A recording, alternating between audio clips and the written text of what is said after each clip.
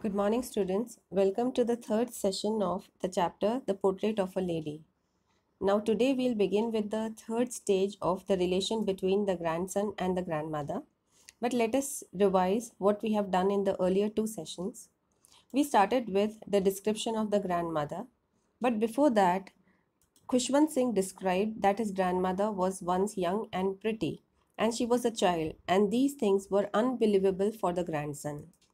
Then we have been given the description of the grandmother, how she was short, fat, slightly bent, and she was a deeply religious woman, with one hand resting on her stoop, resting on the waist to balance her stoop, and the second hand telling the beads of the rosary.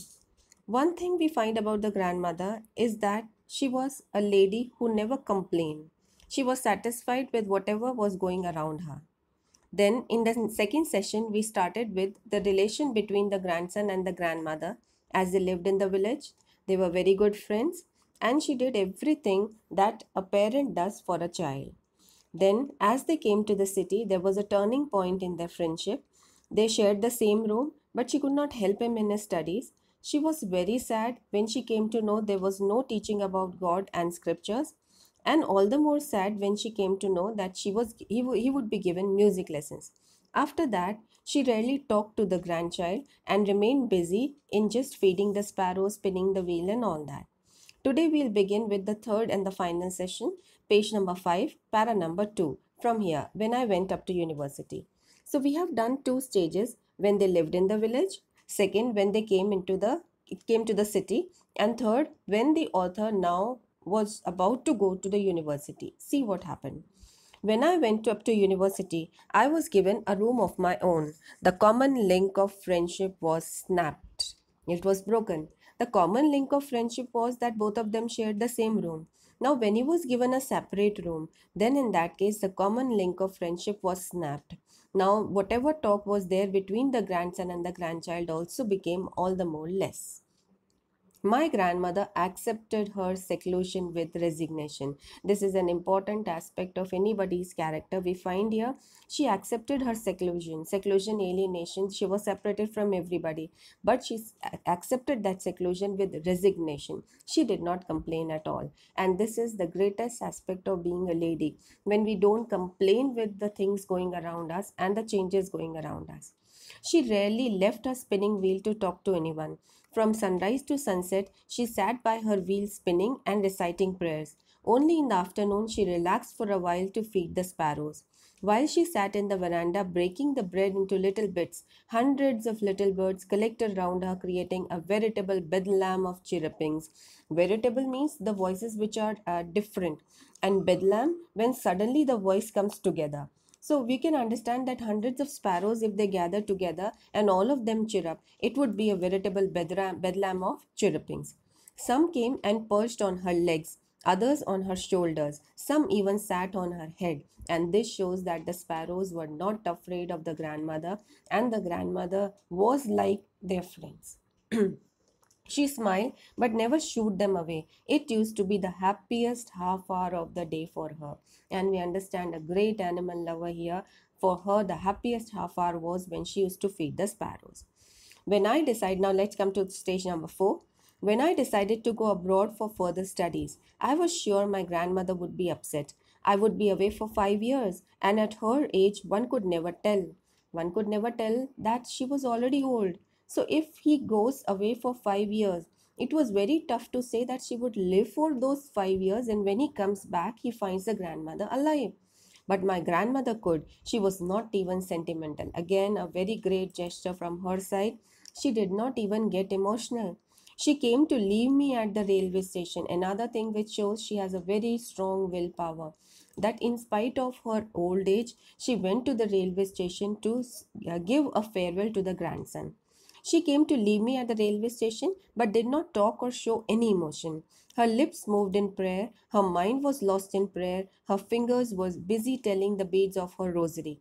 Silently, she kissed my forehead, and when I left, I cherish the moist imprint as perhaps the last sign of physical contact between us. The last sign of physical contact when she kissed the grandchild knew maybe after 5 years I come, I'll not find my grandmother alive. And he understood that that was the last sign of physical contact. And he, just as he was traveling by the train, he cherished that moist imprint on his forehead. Now let us see stage number 5 as he comes back. See what are the changes.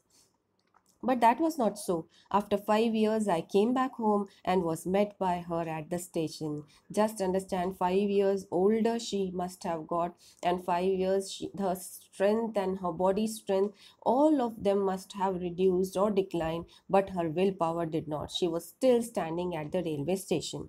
She did not look a day older. She still had no time for words, and while she clasped me in her arms, I could hear her reciting her prayers. Even on the first day of my arrival, her happiest moments were with her sparrows, whom she fed longer, and with frivolous rebukes. You can understand that day she was scolding the sparrows also, but that too just because of love. That shows one more thing.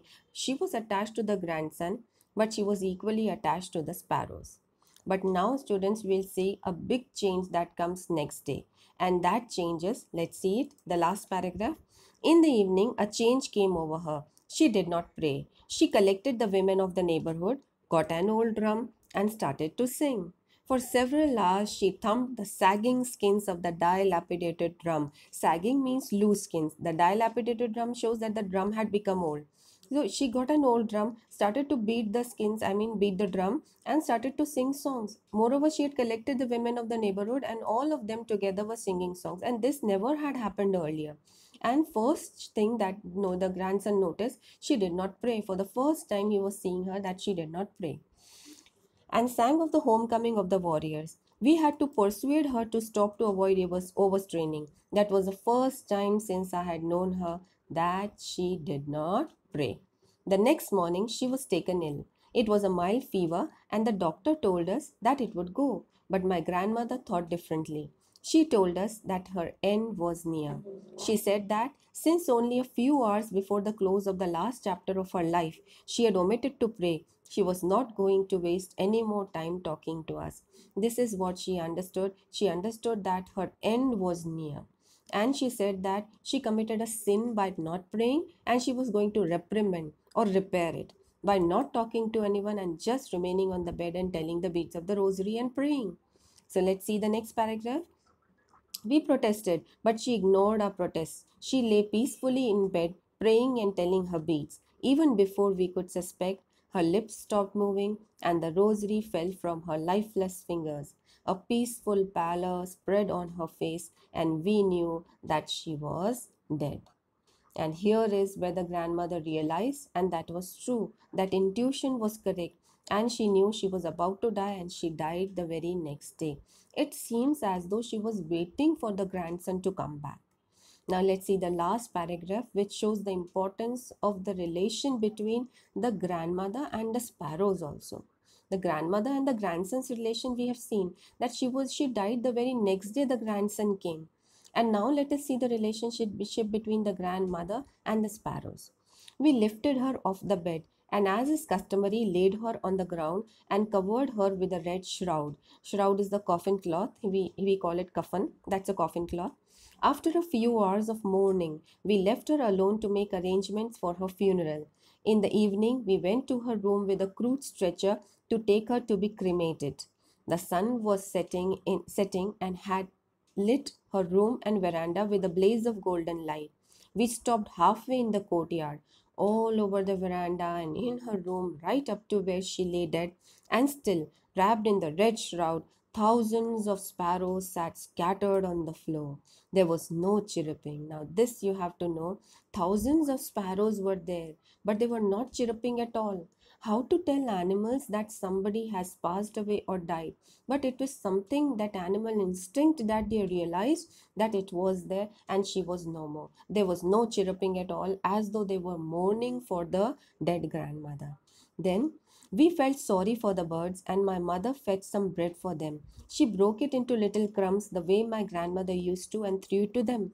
The sparrows took no notice of the bread. When we carried my grandmother's corpse off, they flew away quietly. Next morning, the sweeper swept the breadcrumbs into the dustbin. This shows that the sparrows were not there for just food. They were there for love which was given by the grandmother. They did not accept the breadcrumbs and all of them flew away. This shows that when pious people die, when pure people die, even nature mourns their death. So, this story is a very emotional story which shows the relation between the grandson and the grandmother. At the same time, it shows the relationship between a grandmother and the sparrows also. And we find a great animal lover over here. Now we have completed the whole chapter, a very emotional chapter. And Khushwant Singh, you know, is one of the very renowned authors of the country. And this is the story where he has drawn the pen portrait of a grandmother, a lady who was satisfied with all those events, a lady who was emotional, strong, a lady who had a very strong willpower, then a lady we find deeply religious and very attached to nature, and even the animals were attached to her. So we find that Khushwant Singh has drawn the pen portrait of a grandmother and who has all the attributes of a lady.